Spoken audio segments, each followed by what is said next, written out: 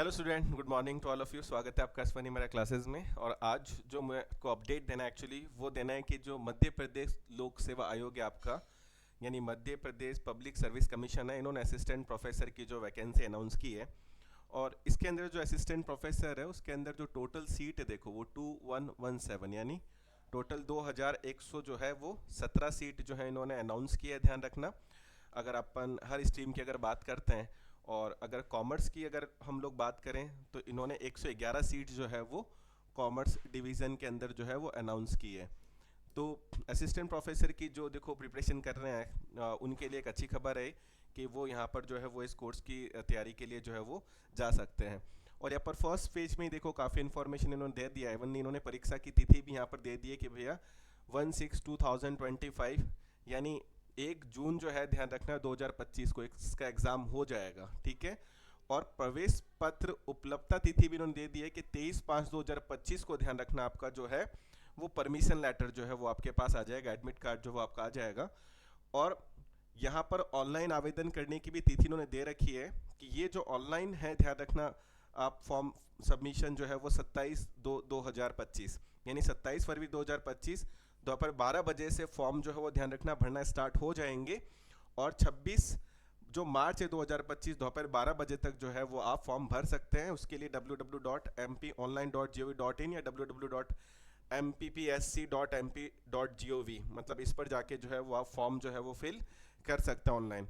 तो उपरोक्त परीक्षा हेतु देखो ऑनलाइन लिखा हुआ है, केवल ऑनलाइन ही स्वीकार किए जाएंगे। अन्य किसी प्रकार से अगर आपने आवेदन पत्र भेजा जैसे फिजिकल फॉर्म में अगर, तो वो इनके द्वारा स्वीकार नहीं किए जाएंगे। और फिर आयु की गणना की इन्होंने बात की 1 जनवरी 2025 के से ये कैलकुलेशन लेंगे। और क्योंकि जैसे इन्होंने, ठीक है, मैक्सिमम एज जो रखा है 40 रखा है, लेकिन आप सब लोगों को पता है कि वो जो इन्होंने रिजर्वेशन भी दे रखे हैं यहाँ पर 5 साल तक की छूट हो गया। जैसे मान लो आज फीमेल कैंडिडेट्स है या फिर कोई backward class category, SC ST category है या फिजिकल हैंडीकैप है, तो उनके लिए ध्यान रखना आयु सीमा में इन्होंने छूट दे रखी है। जो यूजुअली आपने RPSC में भी देखा होगा, सेम लगभग वही रूल जो यहाँ पर काम करते हैं। और जन्म तिथि में जो डेट आपकी लेंगे वो जो 10th की आपकी मार्कशीट होगी, ध्यान रखना, उसके अंदर अपना जो डेट बर्थ होता है, तो लिखा आयु की गणना है तो वही जन्म तिथि मान्य होगी जो आपकी 10वीं यानी 10th की जो अंक सूची जो है, ध्यान रखना, मार्कशीट में दे रखी, वहां से ही आपकी एज की जो है कैलकुलेशन करेंगे, ध्यान रखना। और वैसे जैसे मान लो मैक्सिमम इन्होंने जो है वो एज आपको पता है असिस्टेंट प्रोफेसर के लिए 40 रखा है फॉर्म फिल करने के लिए। लेकिन वही बात है, ध्यान रखना कि ये चीज़ें भी कंसिडर की जाएगी, ध्यान रखना है, या काउंट की जाएगी कि आपको एज में, ध्यान रखना, कहीं ना कहीं रिबेट या छूट मिलती है अगर आप किसी पर्टिकुलर, ध्यान रखना, कैटेगरी के अंदर अगर आते हैं तो। ठीक है। तो ये यहाँ पर इन्होंने लिख के दिया है कि ऑनलाइन वगैरह जो है वो फॉर्म आपको भरना पड़ेगा। ठीक है। अभ्यर्थी ऑनलाइन आवेदन पत्र लिखा है, सावधानी पूर्वक आप जांच कर लेंगे। ऑनलाइन आवेदन पत्र में अगर कोई जैसे एरर आपने गलत भर दिया है तो त्रुटि अगर आती है तो कार्य 4/3/2025 से लेकर 28/3/2025 12 बजे तक जो है वो आप ऑनलाइन अपनी त्रुटि में सुधार कर सकते हैं। अगर आपने कोई फॉर्म में गड़बड़ी या गलती की है तो आप उसको जो है चेंज कर सकते हैं। और अभ्यर्थी ध्यान रखिए कि आवेदन पत्र में किसी भी त्रुटि का सुधार परीक्षा अथवा साक्षात्कार के स्तर पर नहीं किया जा सकेगा। अथवा आवेदन पत्र मतलब जो भी आपने एप्लीकेशन फॉर्म भरा है, ध्यान रखना होगा कि गड़बड़ी नहीं करे। ऐसा नहीं हो कि आपने कोई रॉन्ग इन्फॉर्मेशन दे दी और फिर वो इंटरव्यू एग्जाम में फिर आपको दिक्कत आ सकती है, वहाँ पर ध्यान रखना, वो बातें यहाँ पर लिखी है। और उसके अलावा जो भी है कि फॉर एग्जाम्पल ऑनलाइन आवेदन पत्र अभ्यर्थी द्वारा भरी गई जो भी सूची है, जैसे आज मान लो आप schedule caste, other backward caste या कोई भी अगर कैटेगरी, तो फिर उससे रिलेटेड डॉक्यूमेंट जो सपोर्टिव डॉक्यूमेंट है वो आपके पास होने चाहिए। कि आपके पास OBC का जैसे कास्ट सर्टिफिकेट हो या SC ST का कास्ट सर्टिफिकेट हो, जिसके बेसिस के ऊपर जो आपको बेनिफिट मिल सकते हैं, मतलब फिर वो बेनिफिट आपको उसी के अकॉर्डिंग जो है वो प्रोवाइड करवाए जाएंगे। ठीक है।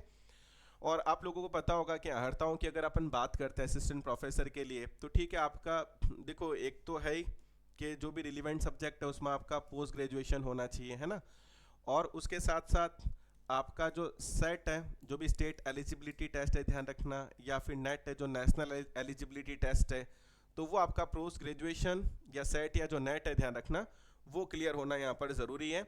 और या फिर आपको पता होगा वो एक 2009 का जो है उससे पहले का अगर कुछ PhD के भी कुछ रूल है, ध्यान रखना, वो आप थोड़ा सा डिटेल में पढ़ सकते हैं।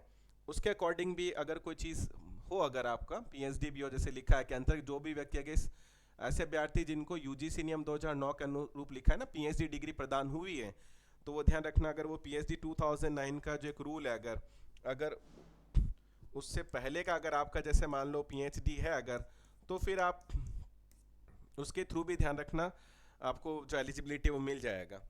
लेकिन इसके अलावा भी खैर इसमें नीचे चीज़ें लिखी हुई हैं कि अगर फिजिकली अगर कोई प्रॉब्लम है तो लिखा है 5% तक की छूट आपको दी जाएगी, क्योंकि 55% की पात्रता जैसे इनको चाहिए कि पीजी में जो आपके मार्क्स है जैसे वो 55% होने चाहिए पोस्ट ग्रेजुएशन के अंदर, लेकिन 5% तक की छूट आपको मिल जाएगी। तो 50% तक भी अगर आपके पीजी में मार्क्स होंगे तो वो वहाँ पर मिल जाएंगे। ये भी आपको ध्यान रखना, कैटेगरी या क्लास वाइज जो है वो बेनिफिट आपको देखने को मिल जाएगा। तो ये चीज़ें थोड़ा सा सावधानी में डिटेल में जाकर जरूर इसको पढ़ लेना, क्योंकि देखो यहाँ पर लिखा हुआ है कि कला वाणिज्य, जैसे अपन बात करें मानवी की, जैसे अपन फॉर एग्जांपल जैसे हम लोग हैं कॉमर्स पढ़ाते हैं, तो वाणिज्य के भी लिखा हुआ है कि संबंध विषय में 55% जो उसमें आपका पीजी होना चाहिए। लेकिन वो ये कि यहाँ पर आपको अकॉर्डिंग टू द जो भी है, चाहे वो डिसेबल पर्सन हो या मैंने बोला आपको कोई रिजर्वेशन बेनिफिट हो या अदर बेनिफिट हो, तो 5% तक का जो है आपको डिस्काउंट वो देखने को मिल जाएगा यहाँ पर। ये मेन आपको बात ध्यान रखनी है। इस विज्ञापन के अंतर्गत विज्ञप्ति पदों हेतु वस्तुनिष्ठ प्रश्न यानी जो पेपर होंगे, देखो वो आपके ओएमआर सीट के अंदर होंगे, ध्यान रखना। परीक्षा तिथि यहाँ पर दे ही रखी है, 1 जून 2025 को होगी, ध्यान रखना। और ये यहाँ पर दे दिया है कि प्रवेश पत्र जो आपको वो उपलब्ध हो जाएंगे 23 पास। तो बड़ा मुझको अच्छा लगा कि मध्य प्रदेश ने मतलब हर चीज़ बहुत क्लियर की है, कब से फॉर्म भरना स्टार्ट होगा, कब उसकी लास्ट डेट होगी, कब आपका एडमिट कार्ड आएगा, कब आपका फॉर एग्जाम्पल जो है एग्ज़ाम कंडक्ट होगा, हर चीज़ लगभग इन्होंने बहुत क्लैरिफाई करके दिया हुआ है। जिससे आप अपनी तैयारी, अब देखो जनवरी है तो मेरे ख्याल से आपका बहुत सही कह सकते हैं टाइम है। और अभी सिलेबस की भी अगर अपन बात करेंगे तो इसका सिलेबस बहुत हद तक मतलब ये मान के चलो 95% तक जो है वो नेट को मैच करता है एकदम। वही 10 यूनिट्स हैं लगभग, वही सब कुछ है, वही लॉ मैनेजमेंट में भी बता दूंगा आप लोगों को। तो बिल्कुल जो बच्चा अगर नेट की प्रिपरेशन कर रहा है, नेट जिसने क्लियर किया है, तो आप समझ सकते हैं कि वो टोटली इस एग्ज़ाम के लिए जा सकता है। ध्यान रखना, अगर आपका जनवरी में जैसे नेट का एग्ज़ाम है मेरे ख्याल से अभी 7 जनवरी को, तो आप उसको जैसे ही क्लियर करते हैं तो फिर आप जो लोग हैं ध्यान रखना वो इस एग्ज़ाम को फाइट करने के लिए जा सकते हैं, क्योंकि आप एलिजिबल हो जाएंगे वहाँ पर जैसे नेट क्लियर होगा। तो ये सारी बातें यहाँ पर लिखी हुई है, ठीक है। और भी खैर आपको पता है बहुत सारी बातें लिखी हुई होती हैं यहाँ पर। ये तो खैर चिकित्सा से संबंधित कुछ रूल हैं उनका दे रखा है, जैसे जो चिकित्सा अधिकारी 87% मुख्य भाग या कुछ उनका जो प्रावधिक भाग होता है उससे रिलेटेड भी इन्होंने कुछ डिसाइड कर रखे हैं। ये पीएचडी से रिलेटेड जो हैं चीज़ें उसके बारे में दे रखा है। और मध्य प्रदेश उच्च शिक्षा विभाग के आदेश जो है दिनांक के द्वारा वाणिज्य विषय के संबंधित सह विषयों के संबंध में जानकारी दी गई है कि वाणिज्य हेतु कोई सह विषय नहीं है, कॉमर्स के लिए कोई सह विषय नहीं है, ध्यान रखना। तो 2 में उल्लेखित विषय सह विषय कॉलम है, 3 में दिए गए कॉलम 2 में उल्लेखित विषयों के मतलब बारे में इन्होंने जानकारी खैर दे रखी है। तो जो वाणिज्य है मतलब आपका कॉमर्स जो सब्जेक्ट है, ध्यान रखना उसी के अंदर आपका एक तरीके से जो पीजी होना चाहिए और उसी के पॉइंट ऑफ व्यू आपकी एलिजिबिलिटी आएगी। और वही आपका देखो न्यूनतम जो आयु सीमा दे रखा है वो 21 वर्ष दे रखा है और कम से कम हो जाना चाहिए आपका। और कैलकुलेशन वो 1 जनवरी 2025 से करेंगे। और जो मैक्सिमम आपका 40 है, लेकिन वो ये कि आयु सीमा में जो आपको वो छूट है वो मिल जाएगी। जैसे यहाँ पर भी कई जगह लिखा हुआ है कि पीएचडी धारक जिन्होंने अपनी स्नातक डिग्री 19 सितंबर 1991 से पूर्व प्राप्त कर ली है उनको 5% की छूट। तो काफ़ी रूल हैं, काफ़ी सारी गाइडलाइन है। आप मतलब मैं चाहता हूँ कि आप ये नोटिफिकेशन है थोड़ा अच्छे से पढ़ लेना। और नहीं तो देखो इस वीडियो के नीचे डिस्क्रिप्शन में मेरा टेलीग्राम चैनल का लिंक मिलेगा, आप उसको ज्वाइन कर लेना। तो मैं वहाँ पर इसका PDF डाल लूँगा, तो आप इसको डिटेल में ज़रूर पढ़ लेना, क्योंकि बहुत सारी चीज़ें जो है वहाँ पर लिखी हुई हैं। ध्यान रखना इससे संबंधित जो बात अपन करें तो बहुत सारी चीज़ें लिखी हुई होती हैं, क्योंकि हर तो एलिजिबिलिटी को लेकर कहाँ कहाँ क्या क्या छूट है, बहुत सारी गाइडलाइन होती है, बहुत सारी बातें लिखी हुई होती हैं, ठीक है। तो हर चीज़ पर तो खैर हम बात नहीं करते हैं। और सबसे ये ठीक है, ये एग्जामिनेशन के कोड भी दे रखे हैं यहाँ पर, जैसे भोपाल उसका कोड 2 है, इंदौर है 3 है, ग्वालियर है 4 है, जबलपुर। तो ये जब फॉर्म भरेंगे तो आपको कोड के बारे में जानकारी दी जाएगी। जैसे मान लो उज्जैन मेरे हिसाब से काफ़ी बढ़िया, अगर राजस्थान की बात की जाए उज्जैन, वैसे ही अपन को घूमना पसंद है, महाकाल के दर्शन भी हो जाएंगे आपको। उज्जैन का जो है फॉर्म, या किसी को इंदौर घूमना है तो वहाँ फॉर्म भर सकते हैं। वहाँ पर पेपर की तैयारी करनी चाहिए आपको। असिस्टेंट प्रोफेसर की वैकेंसी आप समझ सकते हैं, बड़ी इंपॉर्टेंट वैकेंसी में से है। और आरपीएससी ने भी अनाउंस कर रखी है। अब सोचो एमपीपीएससी ने भी अनाउंस कर रखी है, राजस्थान यूनिवर्सिटी में भी आने का है, लगभग सबका सिलेबस मैच होता है, नेट का भी लगभग सिलेबस मैच होता है। तो इस साल जब इतनी ज़्यादा अपॉर्चुनिटीज़ आपके पास है तो आप समझ सकते हैं कि कोई ना कोई एग्जाम आप जरूर निकाल सकते हैं कंटिन्यूसली प्रिपरेशन अगर आप करें तो ये सारा डिटेल दिया है। देखो विज्ञापन जो है 30/12 को जैसे इनका जो है एडवर्टीजमेंट आया, ठीक है, और 27/2 को लिखा है ऑनलाइन आवेदन की प्रारंभिक तिथि आपकी स्टार्ट हो जाएगी। ऑनलाइन आवेदन की अंतिम तिथि 26/3 रहेगी आपकी। जैसे राजस्थान वाले बच्चे अगर देंगे तो आपको पता है आपको तो जनरल कैटेगरी से ही एग्ज़ाम वहाँ पर जो है वो देना पड़ेगा, क्योंकि अपन domicile point of view Rajasthan से अगर हैं तो राजस्थान का अगर या एमपी से कोई भी बाहर का अगर बंदा है, हरियाणा है या कहीं से और से अगर देगा तो वो जनरल कैटेगरी से दे सकते हैं। तो वहाँ पीजी में 55 चाहिएगा अपने को। बाकी आपका जो नेट है ध्यान रखना वो आपका क्लियर होना चाहिए, बस आप एग्ज़ाम को फाइट कर सकते हैं। ऑनलाइन आवेदन में त्रुटि सुधार करने का कोई गड़बड़ी होता है तो देखो 4/3/2025 से आप जो है ध्यान रखना वो ऑनलाइन आवेदन में त्रुटि सुधार करने की तिथि है प्रारंभिक, और ऑनलाइन आवेदन में त्रुटि सुधार करने की अंतिम तिथि जो है वो 28/3/2025 रहेगी। तो ऑनलाइन फॉर्म तो आपने 27/2 को भर दिया है, ध्यान रखना। तो वहाँ अगर कुछ गड़बड़ी है तो 4/3 से आप उसमें करेक्शन करना स्टार्ट कर सकते हो। 28 उसका लास्ट रहेगा। प्रवेश पत्र आपका 23 को आ ही जाएगा और 1 जून को जो है वो आपका एग्जाम हो जाएगा। आपका जो एग्जाम है वो टोटल ध्यान रखना मल्टीपल चॉइस क्वेश्चन पर रहेगा। आप भी अपन बात करेंगे लगभग 900 मार्क्स का रहेगा। वही 100 मार्क्स जो है ध्यान रखना वो आपके इंटरव्यू के रहेंगे। 800 मार्क्स जो है ध्यान रखना वो आपका पेपर रहेगा। उसमें भी 200 क्वेश्चंस आएंगे, ध्यान रखना आपके।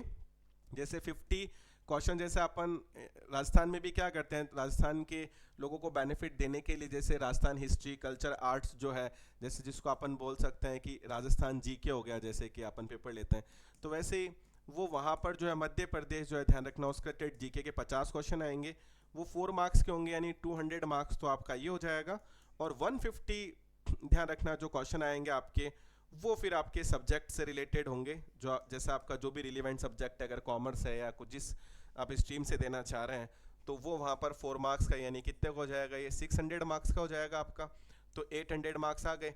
अब 800 मार्क्स में से आपका स्कोर जो होगा, मतलब ये जितनी नंबर ऑफ सीट है, फॉर एग्जाम्पल अगर कॉमर्स में 111 सीट है तो उसके 3 to 4 टाइम जो बच्चे हैं ध्यान रखना, यानी अपन एक बात 333 से 444 यानी 333 से लेके 444 यानी 3 से 4 गुना बच्चों को इंटरव्यू के लिए बुला सकते हैं। और फिर वहाँ पर जो इंटरव्यू होगा आपका या साक्षात्कार होगा, देखो फिर उसका मार्क्स जो है वो 100 रहेगा। तो टोटल मिला के 900 मार्क्स में से अगर आपके मार्क्स आते हैं तो आप टॉप करते हैं या 111 सीट माने लायक हैं तो आपका सिलेक्शन हो जाएगा। तो अच्छा आपको देना चाहिए, क्योंकि भरना चाहिए फॉर्म आपको। लगभग सेम वही चीज़ें हैं जो चल रही हैं अभी आरपीएससी के अंदर, असिस्टेंट प्रोफेसर नेट के अंदर। आयु सीमा में देखो छूट का मैंने आपको पहले ही बताया था कि बहुत सारे रूल हैं। यहाँ पर आपको आराम से 5 साल तक की छूट मिल जाती है। OBC, SC, ST, female candidate हैं या ध्यान रखना उनके लिए अलग अलग रिजर्वेशन है, चाहे वो फिजिकली अगर कोई थोड़ा डिसेबल है, प्रॉब्लम है, तो उनके लिए सारा आयु सीमा में छूट का इन्होंने बारे में डिटेल्स दे रखा है, ध्यान रखना, ठीक है। आर्थिक वर्ग से कमज़ोर वर्ग वगैरह के बारे में इन्होंने सब कुछ यहाँ पर बहुत डिटेल में लिख रखा है, तो वो आप अपना देख सकते हैं। खैर ठीक है, फॉर्म वगैरह mppsc.mp.gov.in या www.mppsc.mp.gov.in पे जाकर जो है वेबसाइट पर जाके आप फॉर्म वगैरह जो भी हैं वो सारा भर सकते हैं। मध्य प्रदेश के मूल निवासी अनुसूचित जाति, अनुसूचित जनजाति, अन्य पिछड़ा वर्ग जो है देखो उनके लिए 250 रुपीज़ यानी 250 रुपये जो है ध्यान रखना वो उनका फीस रहेगा। और शेष सभी श्रेणी तथा मध्य प्रदेश के बाहर के जितने भी निवासी हैं जैसे वो 500 रुपये जो है वो इसका फॉर्म का पे करके ध्यान रखना इस फॉर्म को जो है फिल कर सकते हैं, ठीक है। ये हेल्पलाइन नंबर वगैरह भी हैं। और पेमेंट देखो आपका ऑनलाइन हो जाएगा इन्होंने बोला है। और अगर आप ऑनलाइन पेमेंट जमा नहीं करवाते हैं तो फिर जो मध्य प्रदेश ने जो अपने ऑथराइज कियोस्क रख रखे हैं वहीं पर ध्यान रखना कैश में पैसा डिपॉजिट होगा, तो वो ज़रूर आप चेक कर लेना कि इनका ऑथराइज कियोस्क कहाँ पर है। तो इससे अच्छा बेहतर यही है कि आप लोग ऑनलाइन ही पेमेंट कर दें, आजकल वो काफ़ी फिजिबल है। और वो आपका पेमेंट वगैरह लिखा हुआ है कि अंतिम जो तिथि है वो 26/3 है, तो तब तक आपका हो जाना चाहिए। अच्छी बात है, इन्होंने हेल्पलाइन नंबर वगैरह भी देखो यहाँ पर दिए हैं, तो आप वहाँ से जो है थोड़ा बहुत अगर आपको हेल्प चाहिए मेल करके जानकारी वगैरह जो है वो आप ले सकते हैं, ठीक है। और ये सारे डिक्लेरेशन वगैरह फॉर्म, ठीक है, जो भी निर्देश है, बहुत सारी बातें आपको पता है फॉर्म में बहुत सारी चीज़। ये ओएमआर सीट के बारे में देखो उन्होंने यहाँ पर दिया है। और बताया जो लगभग बेसिक बातें हैं कि ओएमआर सीट में होगा तो आपको किस तरीके से सर्किल भरने हैं, क्योंकि कई बारी जब हम लोग सर्किल को सही तरीके से नहीं भरते हैं तो भी वो क्वेश्चन सही या गलत होने में थोड़ा सा दिक्कत आता है। क्या आपको ये बता रखा है अगर आप बिल्कुल कम्प्लीटली फिल नहीं करेंगे तो इनकरेक्ट हो जाएगा, ऐसे राइट हमारा तो इनकरेक्ट हो जाएगा। अगर आपने क्रॉस किया है या दो ऑप्शन भर दिए, आपको एक ही सर्कल जो है वो फिल करना होगा प्रॉपरली, तो लगभग आपने ओएमआर पे एग्जाम दिए होंगे कि आपको बेसिक इसका पता होगा ही। खैर, तो वो सारी बातें यहाँ पर लिखी है। और किसी प्रकार की शिकायत है प्रश्न पत्र में आंसर में तो लिखा है 7 दिनों के अंतर के अंदर 100 रुपये प्रति प्रश्न तथा 40 रुपये सत्र पोर्टल 4 के साथ। अपन जैसे नेट में भी आपने पढ़ा होगा कि अगर अपन को किसी क्वेश्चन में प्रॉब्लम है, आंसर में प्रॉब्लम है, तो अपन उस पर रेक्टिफिकेशन के लिए क्लेम कर सकते हैं, तो वो यहाँ पर भी आप लोग कर सकते हैं। ठीक है, ऑनलाइन अगर आपको आपत्ति दर्ज करवानी है तो आप कर सकते हैं, जैसे आप लोगों ने नेट में भी किया होगा। बाकी ये कुछ बेनिफिट मेरे ख्याल से जो हैंडीकैप वगैरह जो लोग हैं या जिससे किसी को कम दिखाई देता है या कुछ, तो उनको आपको पता होगा एक बंदा मिलता है जो उनको पढ़ने में मदद करता है या लिखने में मदद करता है या कुछ, है ना, तो वो उनको कुछ एक्स्ट्रा बेनिफिट से रिलेटेड जो शायद गाइडलाइन दे रखी है यहाँ पर 60 मिनट या 40 मिनट तक का बेनिफिट जो है वहाँ पर उनको मिलेगा। लेकिन उसकी एलिजिबिलिटी भी लिखी है कि अगर बंदा आप हेल्प के लिए आएगा तो उसका क्या क्वालिफिकेशन वगैरह होना चाहिए। तो ये सारी चीज़ें देखो यहाँ पर लिखा हुआ है। खैर, मध्य प्रदेश और वगैरह के लिए रिलेटेड कुछ बातें और भी यहाँ लिखी हुई है, पर मेरे ख्याल से हमारे काम की देखो जो बातें हैं वो मैंने बता दी। जैसे लिखा परीक्षा योजना पाठ्यक्रम वेबसाइट पे डाल दिया जाएगा, तो मैं इसके बारे में आपको बता देता हूँ जो मेरे पास अवेलेबल है ना, मैं उसके बारे में बता देता हूँ कि इनका जैसे 2022 में भी जैसे वैकेंसी था तो उस समय इन्होंने जो सिलेबस दिया मुझे नहीं लगता वहाँ से कुछ चेंज होगा ज़्यादा, तो आप उस सिलेबस के लिए जो तैयारी कर सकते हैं। जैसे कोर्स है, मान लो आज हम हमारे ऐप पे भी अगर डालेंगे MPPSC का, क्योंकि कोर्स लगभग वही है, तो हमें केवल फॉर्म करना है और जो लेक्चर्स हैं वो केवल हमें सेट करना है। तो हमारी भी ये था कि भाई सबसे पहले हम देखें कि सिलेबस क्या है। खैर देखो, सबसे फर्स्ट हम एक बात करेंगे कि भाई प्रश्न पत्र की देखो, तो मध्य प्रदेश राष्ट्रीय अंतर्राष्ट्रीय स्तर वो ज्ञान के जो क्वेश्चन होंगे आपके वो 50 क्वेश्चन आ जाएंगे। आपका जो जनरल नॉलेज हो गया, कंप्यूटर हो गया, Madhya Pradesh national international related 4 marks से क्वेश्चन होगा, तो आपको 200 जो मार्क्स का पेपर हो जाएगा, 1 घंटे का टाइम मिलेगा। फिर आपका जो सेकंड मेन जो पार्ट है 150 क्वेश्चन का है, जो कोर सब्जेक्ट से रिलेटेड है, ध्यान रखना वो इंटू 4 यानी 600 मार्क्स का हो गया, वो ध्यान रखना। वो आपका 3 घंटे जो ध्यान रखना आपको टाइम मिलेगा 150 क्वेश्चन करने के लिए। तो टोटल 200 क्वेश्चन आएंगे, 800 आप मार्क्स का रहेगा। वह मैक्सिमम से मैक्सिमम आप आने की कोशिश करें ताकि वो इंटरव्यू के लिए आपका सिलेक्शन हो, और फिर इंटरव्यू आपका जो है वो 100 मार्क्स का रहेगा। तो टोटल मिलाकर आपके पास 900 मार्क्स होंगे, उसमें से अपन को सिलेक्शन जो है वो लेना है, ध्यान रखना। तो वही वस्तुनिष्ठ आपके यानी MCQ जो है वो प्रश्न होंगे, वो सारा टाइमिंग वगैरह के बारे में इन्होंने दे रखा है। ठीक है, आपत्ति वगैरह जो दर्ज करवानी है उसके बारे में मैंने आपको बता ही दिया है। ये सारा पेपर पैटर्न जो है वो आपका रहेगा, इस तरीके से आपको ध्यान रखना है बेसिकली। अब ये जैसे असिस्टेंट प्रोफेसर में जो प्रथम यानी फर्स्ट जो पेपर आता है, देखो 2022 में भी इनका असिस्टेंट प्रोफेसर एग्जाम हुआ था, तो वहां पर इन्होंने क्या रखा था देखो,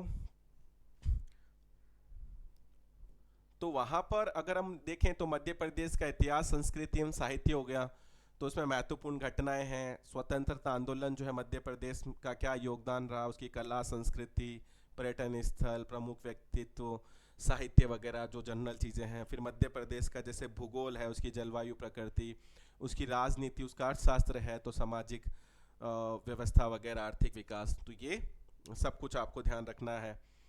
सेकंड नंबर पर जैसे सूचना एवं प्रौद्योगिकी है, तो उसमें कंप्यूटर, संचार प्रौद्योगिकी, रोबोटिक्स वगैरह है। अंतर्राष्ट्रीय राष्ट्रीय में महत्वपूर्ण समसामयिक घटनाएं हैं, ये सारी चीज़ें जो हैं इसके अंदर इन्होंने फर्स्ट पेपर में दे रखी है।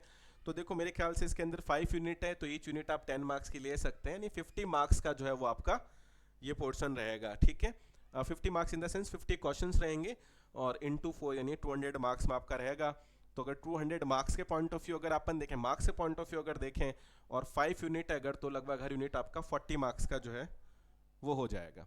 तो ये इंग्लिश में इन्होंने मीडियम में भी यहाँ पर दे दिया है कि अगर इंग्लिश मीडियम से अगर आप हैं तो आप इस तरीके history, culture, importance, historical event, contribution, main festival, main tourism, geography of Madhya Pradesh, forest, mountain, reverse, climate, energy resources, politics, economy, है ना, वही चीज़ें जो हैं इन्होंने अपन ने इंग्लिश में भी देख ली है। तो वो इन्फॉर्मेशन कम्युनिकेशन टेक्नोलॉजी वगैरह करंट इवेंट है। तो ये फर्स्ट पेपर तो खैर हम भी प्रोवाइड नहीं करवा पाएंगे, लेकिन सेकंड पेपर जो है ध्यान रखना वो हम लोग अपने एप्लीकेशन पे प्रोवाइड करवा देंगे आपको, जो दोनों लैंग्वेजेस में आपको मिल जाएगा। अश्वनी मेहरा क्लासेस जो एप्लीकेशन वो आप प्ले स्टोर से डाउनलोड कर लेना। ये यहाँ पर अब देखो सब्जेक्ट का देखो बिजनेस इन्वायरमेंट आ गया आपका, वो व्यावसायिक पर्यावरण आर्थिक नियोजन उसके पहलू वगैरह जो हैं, तो ये लगभग बिजनेस इन्वायरमेंट हमारा जो है वो नेट के अंदर रहता है। फिर लेखांकन आ गया आपका, अकाउंट्स है उसका कॉस्ट वगैरह। फिर व्यावसायिक अर्थशास्त्र बिजनेस इकोनॉमिक्स है देखो, वो आ गया आपका। और बिजनेस इकोनॉमिक्स के तो लगभग हमारा मार्केट और अभी बस नेशनल इनकम ही बचा है। फिर ये आपका व्यावसायिक सांख्यिकी की अगर बात करें यानी स्टैटिस्टिक्स का जो पोर्शन है, फिर वो आ जाएगा आपका। उसके बाद हम लोग जो है बात करेंगे व्यवसाय यानी जो आपका मैनेजमेंट है, ध्यान रखना उससे रिलेटेड जो आ चुका है यहाँ पर चीज़ें, और थोड़ा लॉ से रिलेटेड है एक्ट वगैरह। फिर मार्केटिंग आ गया। फिर आपका वित्तीय प्रबंध फाइनेंशियल मैनेजमेंट, और जो वित्तीय संस्था है यानी फाइनेंशियल इंस्टीट्यूशन है, ये भी आपने देखा होगा आपके बैंक्स वगैरह या डेवलपमेंट बैंक नेट के अंदर है। ह्यूमन रिसोर्स मैनेजमेंट हो गया आपका यहाँ पर, तो वो है। उसके बाद में टैक्स है, इंटरनेशनल जो बिजनेस है आपका, अंतर्राष्ट्रीय व्यापार, कराधान, कर नियोजन, इनकम टैक्स है। तो ये सारा देखो WTO वगैरह लगभग ईच एंड एवरी टॉपिक जो है वो नेट से रिलेटेड है, तो अपन इजीली कर सकते हैं। वही चीज़ें हैं, वही सिलेबस हैं, लगभग ये मैच करेगा आपका RPSC को, लगभग ये मैच करेगा राजस्थान यूनिवर्सिटी के भी अगर असिस्टेंट प्रोफेसर की वैकेंसी आएगी। और ये हमारे पास इंग्लिश मीडियम में सिलेबस हो गया कि business environment economic planning, business environment competition, business condition, LPG हो गया, इंडस्ट्रियल पॉलिसी है, ये अकाउंट्स में company account, cost account, financial accounting है, मैनेजरियल अकाउंटिंग है, ये अपना बिजनेस इकोनॉमिक्स है पूरा, वो आ गया है यहाँ पर। उसके बाद ये हमारा बिजनेस मैनेजमेंट और बिजनेस लॉ की यूनिट है। बिजनेस स्टैटिस्टिक्स है पूरा आपका, डेटा कलेक्शन, सैम्पलिंग मेथड वगैरह, नॉर्मल डिस्ट्रीब्यूशन। मैनेजमेंट में आपका मोटिवेशन, लीडरशिप वगैरह आ गया है, ठीक है। ये कॉन्ट्रैक्ट एक्ट वगैरह है। मार्केटिंग मैनेजमेंट आ गया है। फाइनेंशियल मैनेजमेंट, फाइनेंशियल इंस्टीट्यूशंस आ गए आपके, capital structure, dividend policy, SEBI, ADR वगैरह। और फिर उसके बाद में आपका ह्यूमन रिसोर्स मैनेजमेंट आ गया है HR, तो उसके अंदर ह्यूमन रिसोर्स प्लानिंग है, job analysis, description, recruitment, training, easy है। इंटरनेशनल बिजनेस आ गया है, तो यहाँ पर आपका फॉरेन ट्रेड पॉलिसी, अभी FTP मैंने डाला ही था, यूट्यूब पे भी डाला, आप उसको देख सकते हैं। IFC, IDADB जो वर्ल्ड बैंक, ध्यान रखना वर्ल्ड बैंक ग्रुप है, वो आपका रहेगा। Lower development country, joint venture, जो intellectual property rights, economic integration काफ़ी इंपॉर्टेंट टॉपिक है। फॉरेक्स है, तो वो सारा कन्वर्टिबिलिटी, कैपिटल अकाउंट, BOP मतलब। और 10th यूनिट जो है वो हमारा टैक्स से रिलेटेड हो गया, जिसमें tax planning, GST, custom duty, taxable income वगैरह जो है वो दे रखी हैं। तो ये सारी चीज़ें हैं कि आपको देखो मेरे हिसाब से काफ़ी जो काम की इन्फॉर्मेशन है वो मिल गई होगी। बाकी तो आपको पता है कि टोटल मिलाकर 44 पेजेस हैं, और आप फॉन्ट भी देख सकते हैं कितना लिखा हुआ है इन्होंने, तो हर लाइन पढ़ना हमारे लिए भी मतलब एक तरीके से पॉसिबल नहीं हो पाता है, पर बच्चा पढ़ता ही है। खैर ये मैं डाल भी दूंगा टेलीग्राम चैनल पर, तो आप उसको डिटेल में देख सकते हैं। लेकिन मेरा रिक्वेस्ट अब आपसे ये है कि प्लीज़ आप फॉर्म भरें, तैयारी करें। जब आपके पास सोचो अब यहाँ पर 111 सीट्स आपके पास अवेलेबल हैं, ध्यान रखना, तो आपको उस कॉमर्स के लिए जो है वो सीट के लिए जाना चाहिए। हालांकि यहाँ पर किसी ना किसी स्लाइड में नंबर ऑफ़ सीट्स का ज़रूर डेटा रह गया होगा, क्योंकि मैंने या तो उसको जूम नहीं किया होगा या स्क्रॉल कर दिया होगा, वरना टोटल जो सीट्स हैं ध्यान रखना वो लगभग 2117 सीट है, ध्यान रखना, अलग अलग स्ट्रीम के अंदर अगर बात की जाए तो। और जो कॉमर्स का सीट है देखो, जैसे यहाँ पर है, ये देखो कॉमर्स की अपन बात कर रहे हैं, ये देखो, तो वो कितनी सीट्स हैं यहाँ पर, टोटल 111 जो है वो सीट आपको यहाँ पर दे रखी हैं, ठीक है। कुछ कुछ रिजर्व हैं अलग अलग कैटेगरी के लिए, पर टोटल मिलाकर जो है वो 111 सीटें दे रखा है कि SC के लिए 14, ST के लिए 26, OBC के लिए 64, EWS के लिए 7, तो टोटल मिलाकर जो है ध्यान रखना वो 111 सीट जो है वो यहाँ पर है। तो आप इसके लिए जो है वो तैयारी जो है वो कर सकते हैं, ठीक है। तो ये था अपडेट आप लोगों के लिए, आई होप आपको पसंद आया होगा। इसी तरह के और अपडेट के लिए अश्वनी मेरा क्लासेस चैनल को आप सब्सक्राइब कीजिए, और यूट्यूब पर भी देखो, सॉरी प्ले स्टोर से भी अश्वनी मेरा क्लासेस एप्लीकेशन आप डाउनलोड करेंगे तो आपको बहुत सारा फ्री कंटेंट जो है वीडियोस, और प्लस आपको जो है नोट्स वगैरह भी देखने को मिलेंगे। टेलीग्राम चैनल पे भी हम काफ़ी नोट्स वगैरह वीडियोस डालते हैं, तो वो आप सब्सक्राइब कर सकते हैं। All the best, thank you.